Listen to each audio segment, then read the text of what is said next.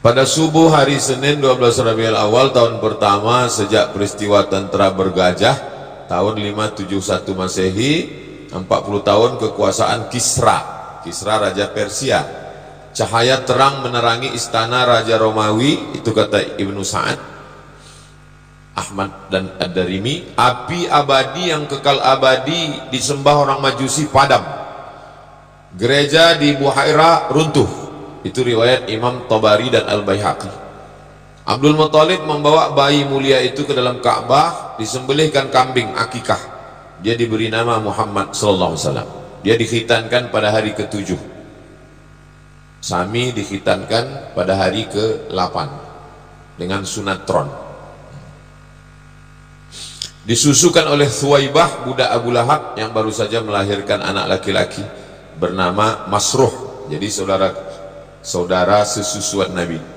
Thuwaibah menyusukan juga yang lain Hamzah. Makanya Hamzah bin Abdul Thalib itu paman Nabi, juga saudara sesusuan, yang meninggal dibunuh oleh Wahsy waktu perang Uhud.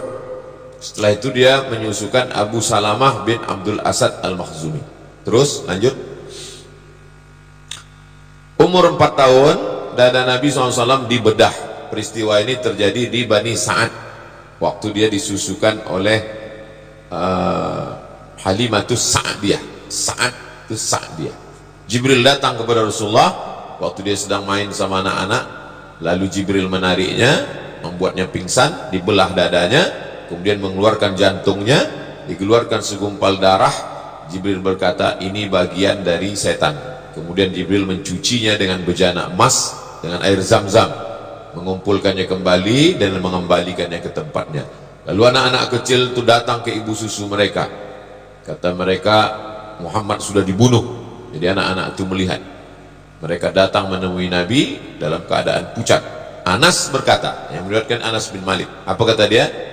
Ara athara dzalikal mikhyat. Saya melihat bekas jahitan di dada Nabi. Anas bin Malik yang meriwayatkan hadis ini pernah melihat dengan matanya bekas jahitan itu di dada Nabi. Jadi itu bukan kiasan, memang betul-betul dibedah dada Nabi. Hadisnya sahih. Jangan cepat betul dia.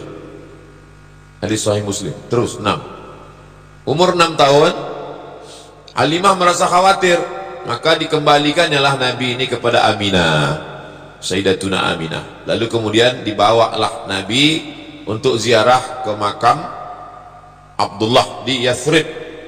Walamma tamma min hamlihi syahrani ala ashhuril mashhuril aqwalil marwiyah tufiya bil madinatil munawwarati abuhu Abdullah.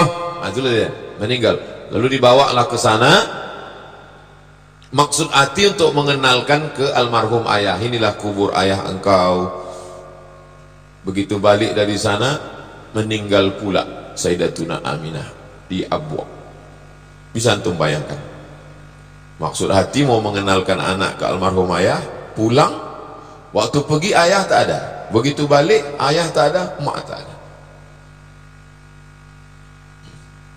Terus umur 8 tahun Abdul Muthalib membentangkan karpet di samping Ka'bah. Anak-anak Abdul Muthalib tak ada yang berani duduk di ambal itu. Nabi Muhammad duduk, tak seorang pun anak, Nabi Muhammad duduk situ. Lalu kemudian anak-anak Abdul Muthalib yang lain melarang, jangan, Muhammad jangan duduk situ. Kata Abdul Muthalib, biarkan dia. Kenapa? Ayahnya sudah meninggal dunia. Demi Allah dia akan memiliki kedudukan yang tinggi. Jadi Abdul Muthalib sudah ada firasat bahwa cucunya ini nanti orang hebat. Kemudian dia duduk bersamanya, diusapnya pundak cucunya itu. Senang dia menengok Nabi Muhammad sallallahu alaihi wasallam. Wa yasurruhu ma yarahu yasna. 8 tahun 2 bulan 10 hari.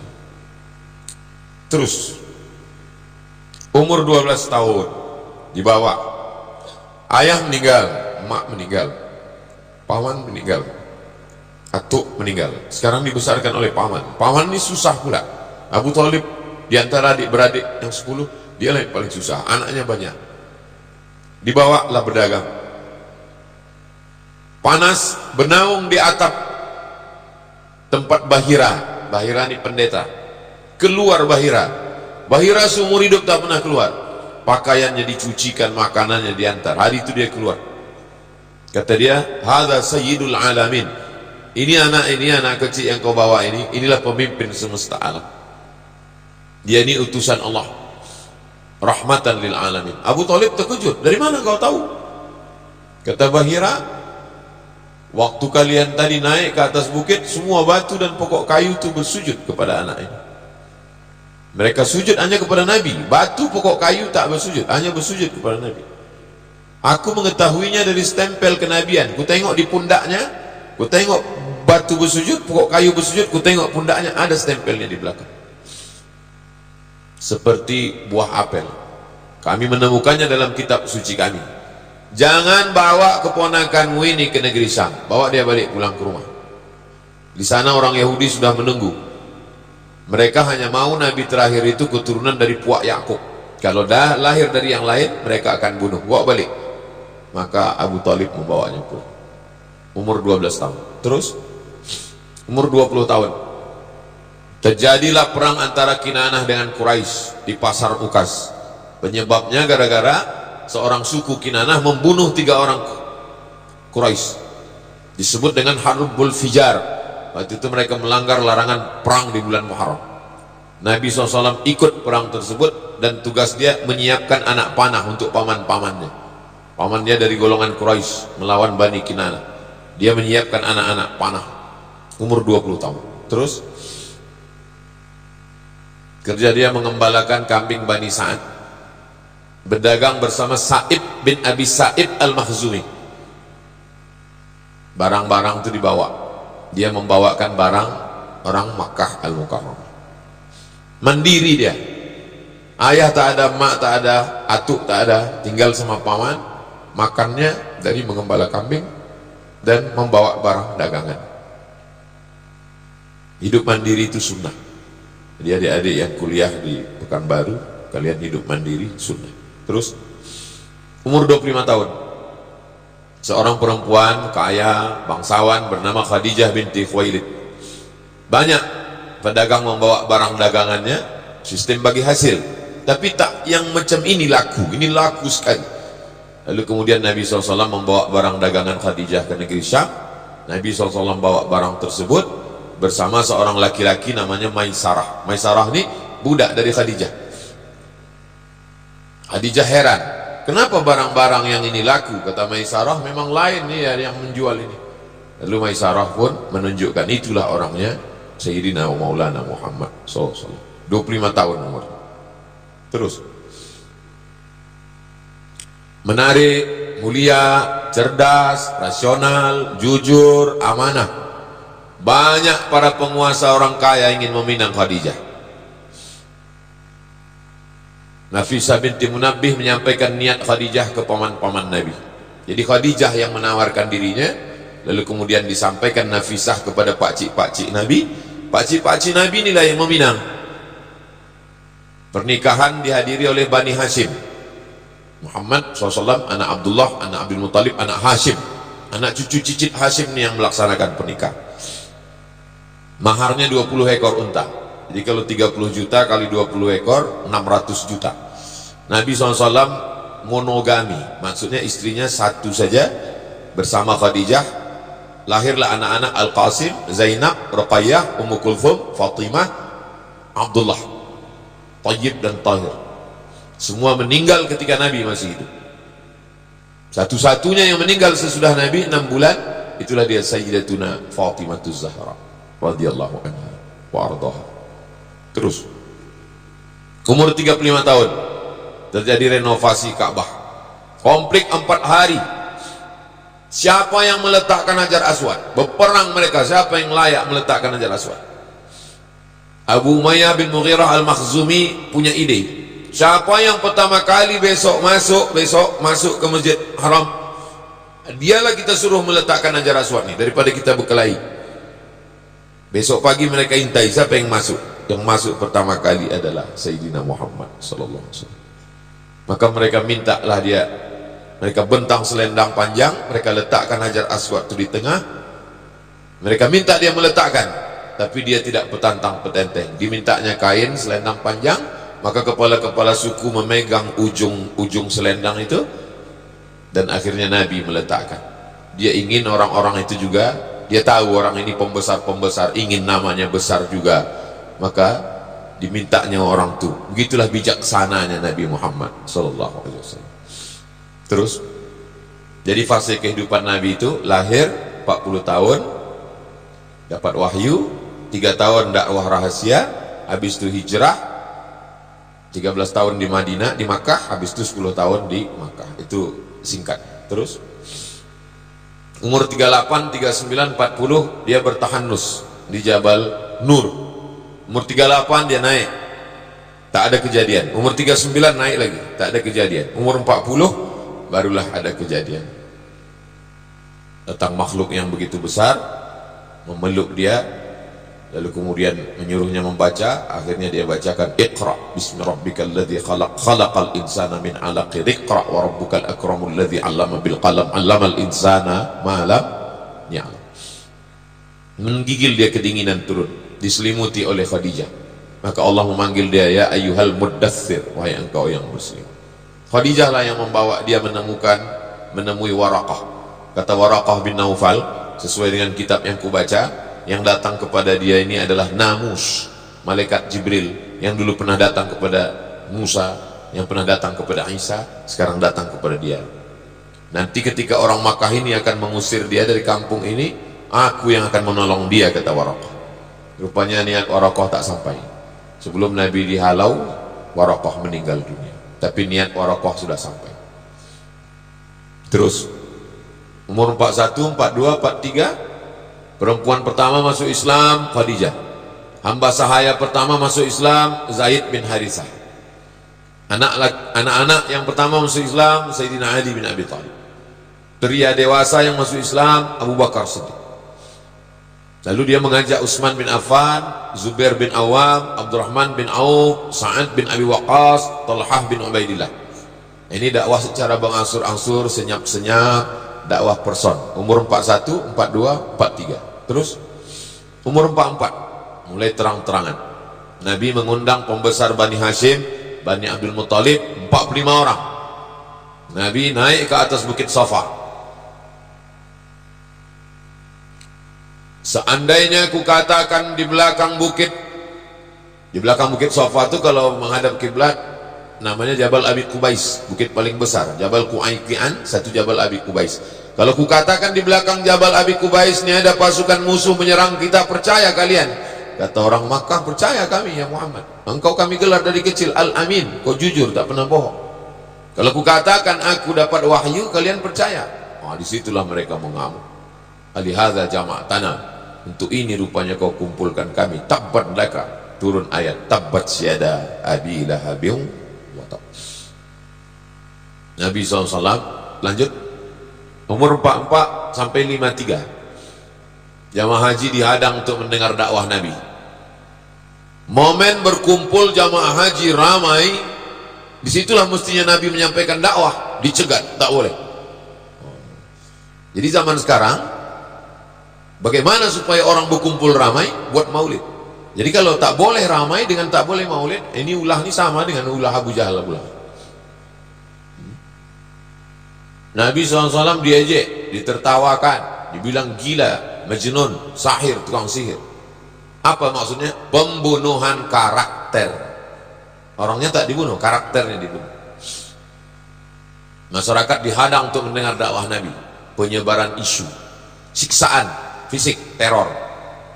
Paman Utsman bin Affan digulung pakai tikar, digulung badannya itu pakai tikar daun, kalau kita daun pandan, pakai daun kurma, habis itu dinyalakan api di bawah.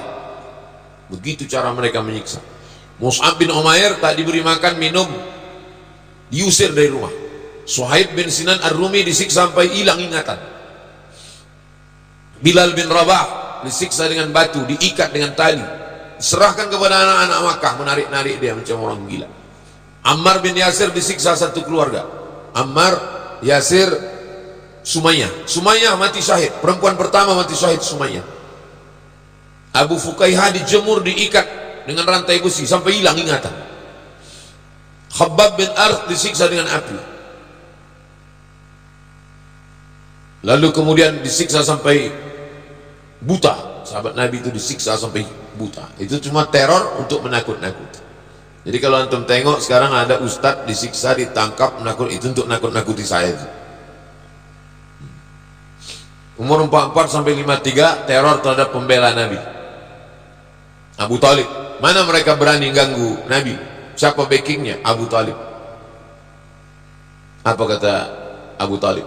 Wallahi, kata Abu Talib, demi Allah, lan yasilu ilaika, mereka tak akan bisa sampai kepada engkau. Sampai aku dikubur orang nih ke dalam tanah nih, baru mereka bisa menyentuh engkau. Makanya waktu Abu Talib masih hidup, mana ada yang bisa mengganggu Nabi? Anak-anak Nabi, Abu Lahab memaksa kedua anaknya namanya Utbah dan Utaibah, ceraikan istri kalian. Kebetulan istrinya itu anak Nabi, menikah anak Abu Lahab itu dengan anak Nabi. Jadi Nabi dengan Abu Lahab itu satu sisi antara kemanakan dengan pakcik, satu sisi juga besan, nikah anak, disuruh ceraikan anak Ruqayyah dengan Ummu Kalsum, menteror. Ummu Jamil ini istri Abu Lahab, namanya Arwa binti Harb bin Umayyah, saudara kandung Abu Sufyan. Teror fisik, menebarkan duri-duri kotoran di jalan. Semua jalan yang dilewati Nabi itu diserakkannya kotoran unta. Teror non fisik, fitnah, gosip, macam-macam. Makanya dia azabnya itu satu keluarga, azabnya itu. Tabat syada abi lahabi wa tab, ma aghna anhu maluhu wa ma kasab, sayusla naran dzata lahab wa imra'atuhu hamma latal hatab. Satu-satunya satu surat, satu keluarga, itulah untuk Abu Lahab. Ayat-ayat kisah teror. Wailul likulli humazatil lumazah. Celakalah mereka pengumpat, pendusta, penipu, pencela, pengejek. Siapa itu? Umayyah bin Khalaf. Kerjanya mengejek Nabi, mengumpat, mencela. Padahal belum ada Facebook lagi orang ini. Gimana kalau hidup dia ini sekarang? Berapa grup-grup dia ini? Yang banyak mencela, yang kian kemari menghamburkan fitnah, banyak menghalang. 9 sifat mereka itu. Namanya Al-Akhnas bin Syarik Al-Thaqafi. Fala saddaqa wa la shalla, tak mau percaya dan tak mau sholat. Itu Abu Jahal. Mendengarkan bacaan Quran tapi tak percaya. Melarang Rasulullah melaksanakan sholat. Tak boleh Nabi sholat samping Ka'bah. Terus strategi Rasulullah, perlu markas. Ini perlu markas. Akhirnya ada rumah Al-Arqam bin Abil Arqam. Jadi kita tak bisa, kita bertahun-tahun udah dakwah nih ke masjid-masjid, tak bisa, mesti ada markas. Akhirnya ada markas di Baitul Habib, ada markas di YTWU, ada markas di Ma'had Az-Zahra. Akhirnya sekarang kita udah markas. Lalu mencari peluang baru. Di sebagian sahabat mengungsi ke Habasyah, Ethiopia. Raja Ethiopia ini baik, itulah dia Najasyi. Terus 45 hijrah ke Habasyah, bulan Rajab tahun kelima, 12 orang laki-laki, 4 perempuan. Ketuanya Utsman bin Affan dan istrinya Ruqayyah, anak Nabi. Rombongan kedua, kloter kedua, 83 orang laki-laki, 19 perempuan. Teror sampai ke Ethiopia. Amr bin As, waktu itu dia belum masuk Islam. Abdullah bin Abi Rabi'ah mengejar, mengasut Najasyi. Najasyi, jangan kau terima orang ini. Najasyi, jangan terima. Jadi kalau zaman sekarang lah itu di cancel lah visa tak boleh masuk sana. Tapi untungnya Najasyi tak bisa dipengaruhi. Najasyi ini kalau sekarang mungkin Malaysia sama Brunei lah, tak bisa dia dipengaruhi. Kasihnya pula lagi private jet, masuk juga sedikit. Najasyi minta, kata Najasyi, apa pendapat Muhammad SAW itu tentang Nabi Isa, tentang Isa? Dibacakan Najasyi surat Maryam. Meleleh mata air Najasyi mendengar bagaimana penderitaan Maryam melahirkan Nabi Isa. Tak ada itu dalam kitab dia, selengkap-lengkapnya dalam Quran. Dari mana dapat ini? Itulah maka Nabi sholat ghaib. Sholat ghaib itu kronologisnya karena Najasyi itu. Sholat ghaib itu adalah untuk Najasyi. Begitu respon Nabi kepada Najasyi. Terus 46 ini nampak ada secercah cahaya, mulai nampak cahaya. Kita pun malam ini nampak macam cahaya, rupanya drone. Hamzah bin Abdul Muthalib masuk Islam. Sebabnya Abu Jahal memukul Nabi. Pukulnya Nabi di atas bukit Safa. Berdarah Nabi dipukul oleh Abu Jahal. Hamzah dia singa Allah, Asadullah, keponakan kita dipukul, maka dia merasa terhina. Dia datang menemui Abu Jahal, dipukulnya pula. Abu Jahal pakai busur panah. Jadi antum kalau ada dipukul orang, pukul pula dia. Jangan kita diam. Cahaya semakin terang, bulan Zulhijjah tahun ke-6 masuk Islam satu lagi.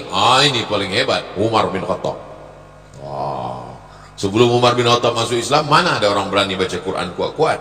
Setelah Umar bin Khattab, kenapa orang takut? Umar bin Khattab pemenang lomba gulat pasar Ukas, juara bertahan. Jadi besok antum cari di Ramayana yang tegap-tegap, yang tukang parkir.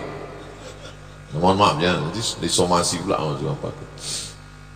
Abdullah bin Mas'ud, apa kata Abdullah? Kami tak mampu sholat di samping Ka'bah, tak berani kami sholat samping Ka'bah. Sampai akhirnya Umar bin Khattab masuk Islam. Jadi umur 46 Nabi udah nampak titik-titik kemenangan itu, nampak di usia 46. Macam umur saya ini lah, saya 46 sekarang.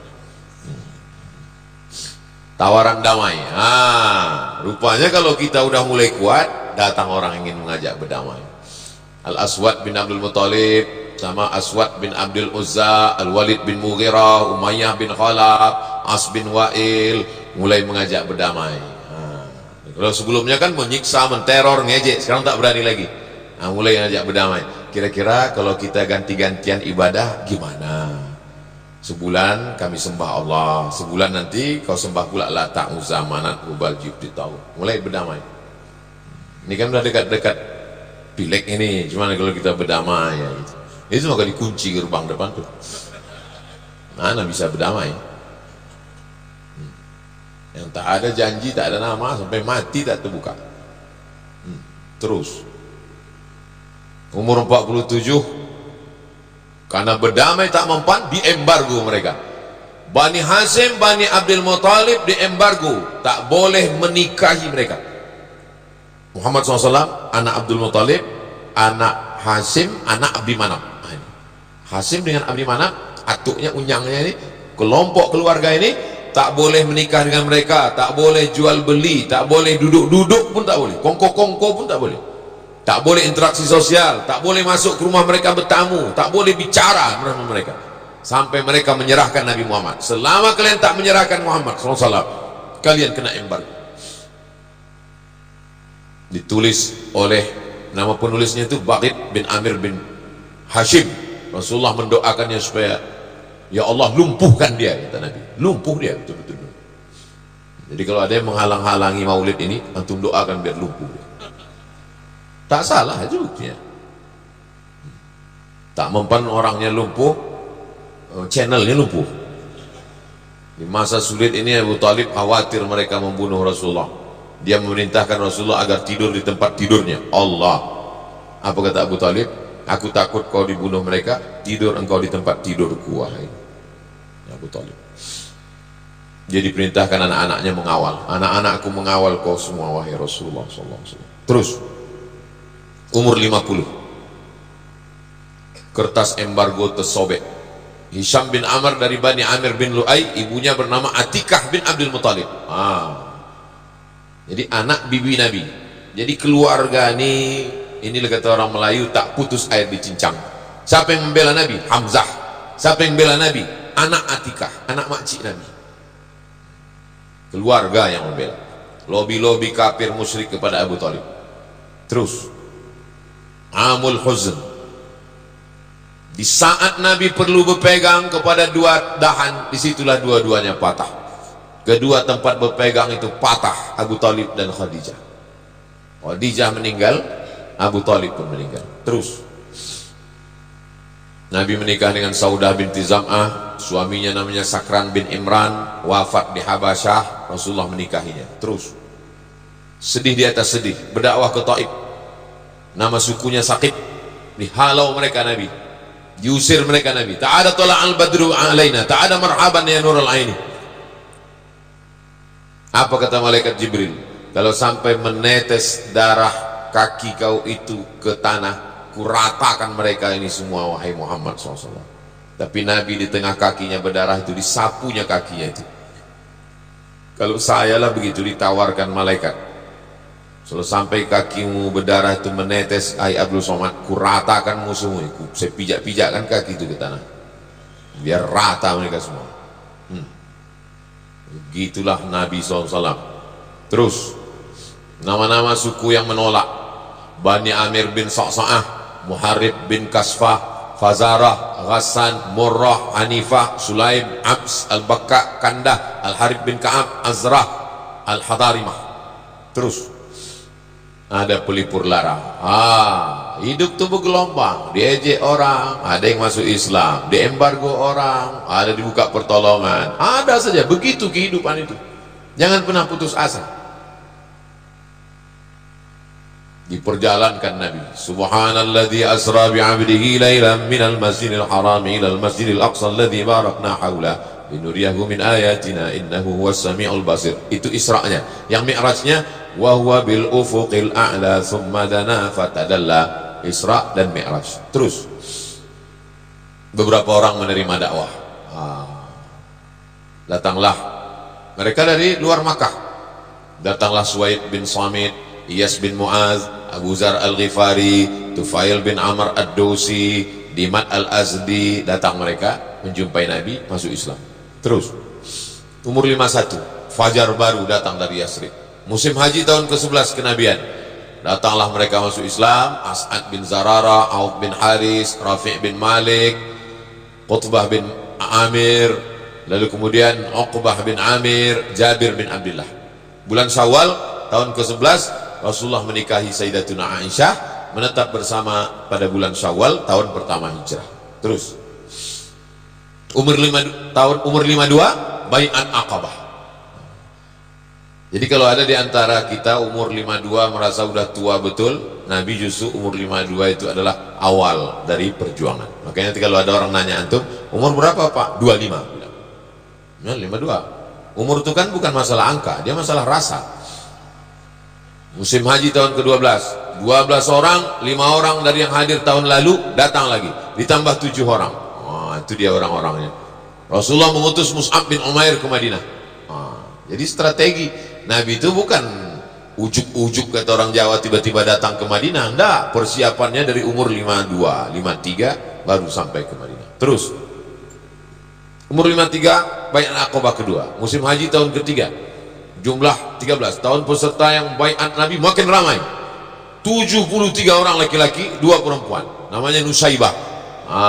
Itulah dia Nusaibah yang tempat markasnya Kiai Idrus Ramli. Nusaibah dengan Asma binti Amr. Terus pengangkatan para penanggung jawab. Jadi nanti kalau udah diangkat ini ada penanggung jawab, mas'ul kajian Riyadus Shalihin, ini penanggung jawab. Grup WhatsApp ini penanggung jawab. Baitul Habib ini penanggung jawab. Itu adalah strategi Nabi. Jadi jangan dakwah ini pengajian ramai habis itu selesai, la salam wala kalam, tiba-tiba jumpa mabuk lagi. Bukan gitu. Ada diangkat, ini penanggung jawab, ini ketua grup WA, ini yang bertugas membangunkan tahajud malam, telepon sana telepon sini, tahajud bro, tahajud, habis itu dia pula tidur. Terus umur 54 barulah Nabi hijrah. Rapat 14 kepala suku di Darun Nadwa. Kamis malam Jumat Nabi pergi bersama Abu Bakar menginap di Jabal Thawr 3 malam. Ahad malam Senin bertolak menuju Yasrib. Saya memang betul-betul saya ringkaskan ini supaya anak-anak muda ini cepat dia menangkap, habis itu buat baca selengkapnya bersama Habib. Ini poin-poin ringkasan-ringkasan. Memang saya dari dulu suka meringkas, waktu kuliah dulu suka saya baca ringkasan-ringkasan. Terus umur 54 hijrah, Senin 8 Rabiul Awal 23 September tiba di Quba, menginap 4 malam di Quba. Malam Selasa, malam Rabu, malam Kamis, malam Jumat berdiri satu masjid. Itulah dia Masjid Quba. Panjang umur sehat badan, kita di Masjid Quba nanti sholat insyaallah. Ongkos tanggung masing-masing. Sholat Jumat Nabi di kampung Bani Salim. Hari Jumat dia bertolak ke Madinah. Terus membangun Masjid Nabawi, mempersaudarakan Aus dan Khazraj, mempersaudarakan Muhajirin dan Ansar, mempersaudarakan penduduk Madinah, yang Islam dengan Yahudi bersaudara. Terus piagam Madinah, piagam Madinah, piagam Madinah. Inilah isinya piagam Madinah itu 12 pasal. Tak paham kami Pak Ustadz, cari anak-anak dari jurusan bahasa Arab Fakultas Tarbiyah UIN. Udah kami tanya Pak Ustadz, dia pun tak paham juga. Minta terjemah sama Ustadz Al-Naub sama Ustadz Hanafi. Terus masalah dan solusi. Orang kafir Quraisy Makkah tetap memerangi. Turun ayat, Uzina lilladzina yuqataluna biannahum zulimu. Nah, ini. Jadi dari tadi awal tuh nggak ada perang. Sudah lama 13 tahun, 14 tahun barulah diizinkan berperang. Nah, jadi anak-anak muda kalau diejek agama Islam ini agama perang membunuh. Cemana kita mau membela kalau kita tak paham? Ini cerita perang ini nanti lama. Awal itu tak ada perang. Kafir Quraisy Makkah adalah kafir harbi, wajib diperangi. Orang Yahudi yang berkhianat wajib dijatuhi hukuman. Nasrani yang musyrik kaum muslimin diperangi hingga mereka membayar jizyah. Yahudi Nasrani musyrik masuk Islam tak boleh diganggu. Terus tahun 1 Ramadan perang Syariah, Syawal Syariah Rabi', Zulqa'dah Syariah Harar, Safar Ghazwah Abwa, Rabiul Awal Ghazwah Bawat, Rabiul Awal Ghazwah Safwan.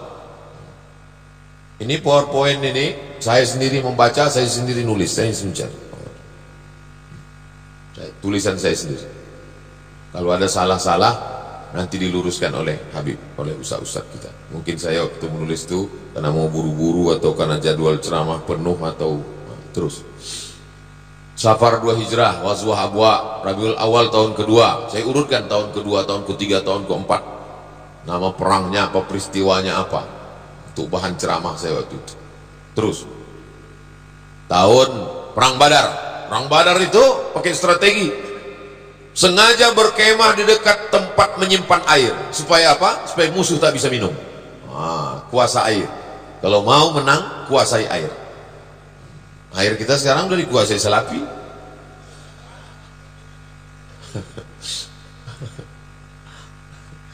Awak mau lihat minum air Iko enggak. Iko Al-Ma'mur dari Payakumbuh kau. Keluar dari kemah di awal waktu, awal tema, kuasai tempat lokasi perang, menangkap interogasi musuh. Nabi itu cerdas. Tangkap tukang masak, tangkap. Berapa ekor onta kalian potong? Ditanya Nabi, berapa pasukan kalian? Kata, aku tak tahu, aku masak aja, kata dia. Berapa ekor onta kau masak satu hari? Dia bilang antara 9 sampai 10. Apa kata Nabi? Berarti jumlah pasukannya 1000 orang. Dari jumlah makanannya tahu Nabi berapa. Berdoa dari Isya Nabi berdoa sampai subuh, sampai jatuh sorbannya dinaikkan Abu Bakar Siddiq. Jadi jangan bayangkan menghadapi musuh itu Bismillahirrahmanirrahim, Allah la haula. Ini kan banyak ini mancing-mancing saya di grup-grup dia dikirim. Ustaz, teriakan kita bebaskan Rempang. Iya, kalau aku tertangkap kau lari. Manas-manasi aja orang. Tadi ada di WA, Ustaz, kemana arah kita? Kasih arah, katanya. Kepala kau. Setelah berstrategi baru datang pertolongan Allah. Dikirim Allah malaikat, diturunkan hujan. Abu Jahal mati Abu Jahal, perang Badar itu mati Abu Jahal. Terus bulan Syawal tahun kedua, Bani Qainuqa Yahudi berkhianat, diusir Bani Qainuqa. Jadi Nabi pernah bertetangga sama Yahudi 2 tahun. Habis itu mereka berkhianat, diusir. Bukan Nabi datang ke Madinah bawa pedang, Yahudi potong kepalanya. Tidak begitu ceritanya. Sempat bertetangga 2 tahun, berkhianat orang itu, baru dia dihukum. Terus tahun ketiga, ini 10 tahun lagi nih, sabar ini. Diam ini. Tahun ketiga menikah dengan Hafsah. Puncak daripada hubungan persaudaraan berakhir dengan pernikahan. Bagaimana hubungan dengan Abu Bakar? Menikah dengan anaknya. Bagaimana hubungan dengan Umar? Menikah dengan anaknya. Bagaimana dengan Utsman? Menjadi menantu. Bagaimana dengan Ali? Menjadi menantu. Antum kalau dekat berakhir dengan pernikahan. Pak, sesuai dengan ceramah Ustaz Somad kemarin, saya ingin mengakhiri hubungan kita ini dengan apa? Dengan pernikahan. Ini sebenarnya untuk meloloskan kalian yang tak laku-laku ini. Tahun ketiga hijrah, perang Uhud. Itu dia, perang Uhud kaum muslimin mengalami kekalahan. Itu dia lokasi perang itu. Itu yang Jabal Uhud, itulah Uhud tuh yang panah 4 tuh Jabal Uhud. Lalu kemudian tempat pasukan pemanah itu yang ada tulisan Jabal Rumat, itu Jabal Rumat. Dir, itu Dir. Jabal Rumat, kanan tuh Dir. Nah, itu Jabal Rumat. Disitulah pasukan pemanah itu. Kata Nabi, nanti kalau aku turun di atas Jabal Rumat tuh Dir, jadi seluruh muslimin. Di situ kaum muslimin, bukan bawah sedikit. Itu. Ya nampakkan kali tak bisa baca Dir. Itu di situ jawab. Jadi jawab muslim. Awak udah bela-bela dia dari tadi. Dia pula salah tunjuk terus. Nah, di situ letak kaum muslimin. Kata Nabi, nanti kalau kaum muslimin ini menang di bawah, kalian yang memanah di atas jangan turun. Nah, kaum musyrikin di belakang. Rupanya waktu menang, turun pemasukan pemanah ini, berputar pasukan musyrikin ini, memutar ke kanan. Putarkan ke kanan Dir, putarkan ke kanan. Entah kemana-mana udah putarnya sudah. Macam naik Grab aja gue tengok. Putar ke kanan, dipukul mereka dari belakang. Panglima perangnya Amr bin As. Waktu itu dia belum masuk Islam. Cemana mau jadi guide umroh ini? Ya, gitu. Begitu cerita perang Badar. Udah digambarkan itu. Lengkap semuanya. Terus menikah dengan Zainab binti Khuzaimah. Itu semua istri Nabi SAW. Nanti kalau diajak orang, banyak kali bini Nabi kalian. Nabi kami istrinya cuma segitu. Nabi Daud istrinya 100. Nabi Sulaiman 300. Ditambah yang lain-lain 1000. Ada buku, tak usahlah saya sebutkan judul bukunya, nanti kalian cari sendiri. Ada raja di Sumatera ini, bininya 1000. Jadi Nabi Muhammad segitu tuh tak ada apa-apanya. Jangan nanti pas kalian diajak orang anak muda, Nabi kalian istrinya banyak. Kau bandingkannya sama siapa? Sama PNS? Iyalah sikit. Bandingkan sama Raja Saudi Arabia, King Abdul Aziz itu berapa bininya? 60. Baca biografi.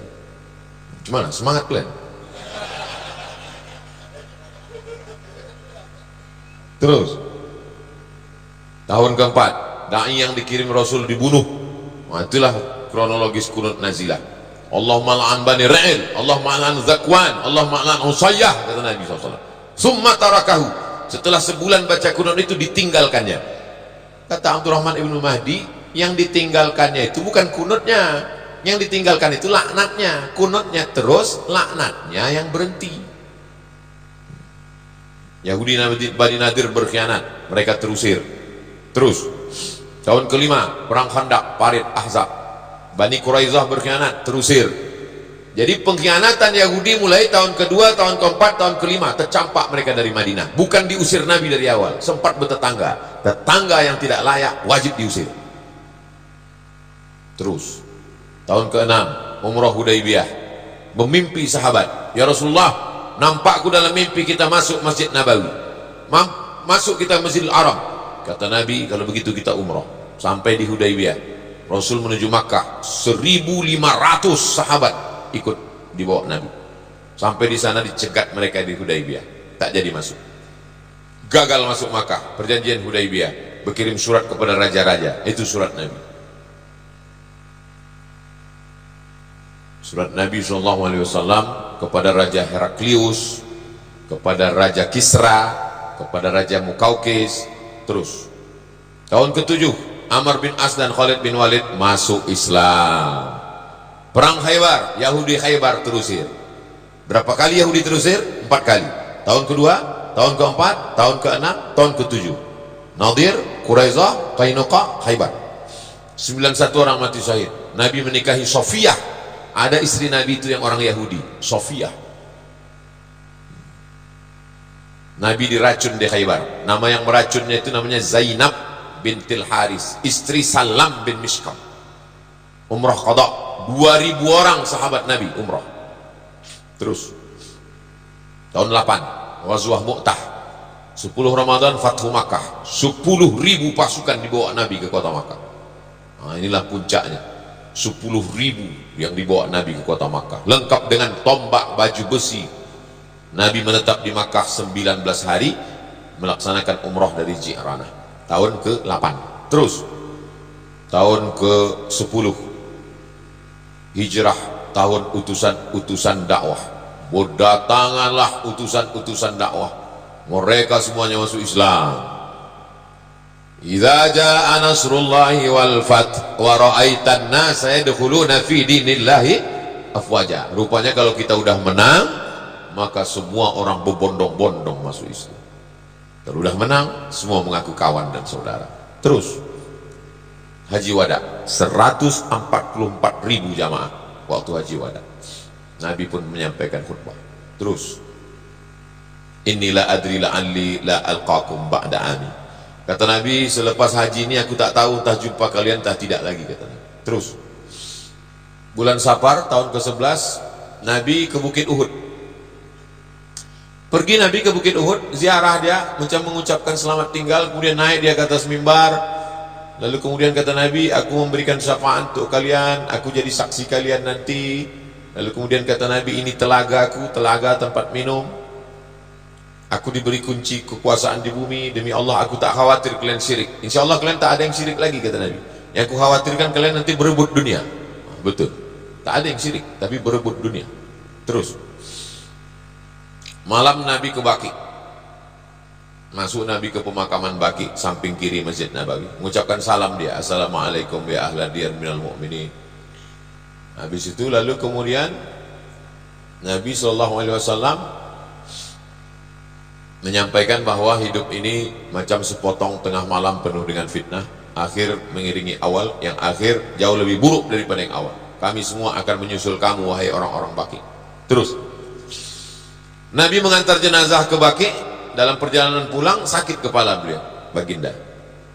Makin panas suhu badannya, sampai panasnya itu terasa di alas kepala. Jadi di alas pakai kain, melekat panasnya itu di kain. Tapi dia tetap mimpin sholat berjamaah. 11 hari dia mimpin sholat dalam keadaan demam. Terus sakitnya makin parah, dibawa ke rumah Aisyah Ummul Mukminin, dipapah oleh Fadl bin Abbas dan Ali bin Abi Thalib, sepupu-sepupunya ini, yang satu anak Abbas, yang satu anak Abu Thalib. Aisyah membacakan Al-Falaq, An-Nas, doa itu. Jadi kalau ada orang sakit, bacakan Al-Fatihah, Al-Ikhlas, Al-Falaq, An-Nas, tiupkan ke tapak tangan, disapukan ke muka, ke kepala, ke badan.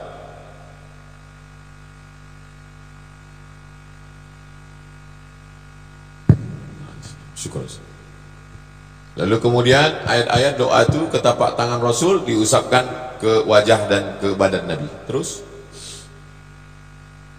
suhu Nabi makin panas, makin tinggi, Nabi pingsan. Ketika Nabi bangun, sadar, disiramkan air ke wajahnya. Setelah ringan dia minta masuk ke masjid. Duduk dia di atas mimbar. Itulah terakhir kali dia duduk di atas mimbar. Hari Rabu terakhir kali di atas mimbar. Apa kata di atas mimbar itu? Kalau pernah aku mencambuk kuda, ujung cambuk itu kena ke belakang kalian, siapa yang mau membalas, balaslah, kata dia. Kalau pernah cakapku menyakiti hati kalian, kalau kalian tersinggung, kalau kalian mau balas sekarang, balaslah. Kalau ada pernah duit kalian kupinjam, kalau kalian mau tuntut, tuntutlah sekarang. Hari terakhir dia naik ke atas mimbar, hari Rabu. Terus kemudian Nabi turun, dia laksanakan sholat zuhur. Kemudian dia naik mimbar lagi. Seorang laki-laki berkata, engkau ada utang 3 dirham ya Rasulullah. Kata Nabi kepada Fadl, bayarkan Fadl. Terus Nabi masih mimpin sholat maghrib, dibacanya surat Al-Mursalat. Sholat Isya, sakitnya makin keras, beliau tak bisa lagi keluar. Kemudian Nabi tanya, mereka udah sholat? Kata, mereka belum sholat ya Rasulullah, mereka menunggu engkau. Kata Nabi, ambilkan air. Kemudian Nabi mandi. Setelah itu dia pingsan lagi. Lalu ketika dia sadar, dia tanya lagi, mereka udah sholat? Kata Nabi. Kemudian kata mereka belum sholat ya Rasulullah, tetap menunggu engkau. Sampai 3 kali kemudian beliau mengutus Abu Bakar. Itulah Abu Bakar menjadi imam. Abu Bakar Siddiq menjadi imam sholat sebanyak 17 kali sholat. Ingat tuh, 17 kali sholat. Isya hari Kamis sampai subuh hari Senin. Nah itu, ingat. Hari Rabu naik ke mimbar, Maghrib masih Nabi imam, Isya hari Kamis sampai subuh hari Senin itu Abu Bakar jadi imam. Nabi masih hidup. Kemudian Nabi sakitnya agak turun, agak ringan. Lalu kemudian Nabi keluar rumah, dipapah, berjalannya dipapah, sholat zuhur. Abu Bakar mimpin sholat. Kata Nabi, dudukkan aku di samping Abu Bakar. Duduk dia di samping Abu Bakar. Kemudian Nabi membebaskan hari Ahad. Hari Ahad semua budak-budaknya dibebaskan. Semua budak. Bersedekah dia 6 atau 7 dinar. 1 dinar itu 4,25 gram emas. 7 dinar duitnya disedekahkannya semua. Semua senjata-senjatanya, pedangnya, tombaknya, sedekahkannya semua habis. Terus. Kemudian dari kamar Nabi menyingkap tirai. Tirai kamar Nabi itu terus langsung ke Masjid Nabawi, karena dinding kamarnya itu terus ke dinding Taman Raudhah. Nabi membuka tirai, sahabat tegak menunggu dia mau sholat. Waktu dibukanya tirai itu senyum dia. Kemudian Nabi mengasih kode tangan, kata dia, maksudnya kalian aja sholat. Dia tak sanggup lagi sholat di kamar. Terus Rasulullah kemudian memanggil Fatimah. Dia berbisik ke telinga Fatimah. Lalu kemudian Fatimah tersenyum. Kemudian kata Nabi, nanti kalau aku meninggal, kau yang paling dulu nanti akan menemani aku. 6 bulan setelah Nabi, betul Fatimah meninggal. Kau, kata Nabi, Sayyidatu nisa'i ahli jannah. Kau pemimpin penghuni surga. Terus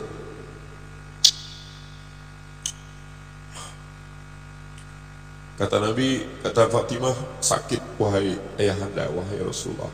Kata Nabi, ini sakit yang terakhir Fatimah. Setelah ini tak ada lagi. Kemudian Nabi memanggil Hasan, Nabi memanggil Sayyidina Al-Husain, Nabi mencium mereka, Nabi menyampaikan pesan-pesan, Nabi menyampaikan wasiat-wasiat. Terus Rasulullah semakin parah. Kemudian Aisyah, kata Nabi, masih terasa sisa racun yang tertelan waktu di Khaybar. Aku merasakan sisa racun yang dikasih oleh orang Yahudi. Kemudian diletakkan kain menutup wajah Nabi. Ketika Nabi tersadar dari pingsannya, Nabi menyingkapkan kain itu. Apa kata Nabi? La'anallahu al-yahud wa nasara. Allah melaknat Yahudi dan Nasrani, karena mereka menjadikan kubur nabi-nabi mereka sebagai tempat ibadah. Jangan jadikan kuburku sebagai tempat ibadah. Kemudian Nabi terus mengulang. Kata Nabi, as-salah, as-salah, as-salah, as-salah. Maksudnya hablum minallah, salat. Wa ma malakat aimanukum, hamba sahaya kamu, hablum minannas. Hamba sahaya paling lemah. Jangan kalian menyakiti orang, jangan kalian menzalimi orang. Hubungan kalian dengan Allah, salat, salat. Jangan tinggalkan salat. Hari Senin menjelang siang, Abdurrahman bin Abu Bakar masuk ke kamar membawa siwak. Lalu kemudian Nabi waktu itu di pangkuan Sayyidatuna Aisyah. Aisyah melihat mata Nabi, dia tahu bahwa Nabi ingin bersiwak. Lalu kemudian Sayyidatuna Aisyah memecah ujung siwak itu dengan mulutnya. Air liur dia terakhir itulah ke mulut Nabi sallallahu alaihi wasallam. Nabi mengangkatkan kepalanya, Nabi bersiwak. Itulah kenapa para habaib, kemudian Nabi masukkan tangannya ke dalam mangkok berisi air, lalu mengusapkan air itu ke wajahnya. Diusapkannya air itu ke wajahnya, kata dia, la ilaha illallah, inna lil mauti sakarat. Sesungguhnya mati itu sakarat, sakaratul maut itu sangat menyakitkan. Terus menjelang siang hari Senin, selesai bersiwak, Rasulullah mengangkat tangannya ke atas, matanya ke arah atap kamar, bibirnya bergerak, kata Nabi, ma'alladzina an'amta alaihim minan nabiyyin, nanti akan bersama dengan mereka yang sudah kau berikan nikmat, nabi-nabi, wasiddiqin, syuhada, salihin. Allahumma firli, ampunkan aku, warhamni, sayangi aku, wa alhiqni birrafiqil a'la. Allahumma rafiqil a'la, Allahumma rafiqul a'la, Allahumma rafiqul a'la. Waktu duha hari Senin, saat matahari mulai agak memanas, 12 Rabiul Awal tahun 11 Hijriah. Terus Allahumma sholli ala sayyidina Muhammad. Itulah yang dapat saya bacakan. Saya tidak tausiah, saya hanya membacakan yang pernah saya kumpulkan. Mohon maaf Habib, mohon maaf Ustaz Arnaud, mohon maaf Ustaz Jamal, mohon maaf para asatiz, Ustaz Hanafi, para asatiz yang tak dapat saya sebutkan satu persatu. Itulah yang dapat saya bacakan malam ini. Filenya boleh bagi-bagikan. Terima kasih, jazakumullah khairan.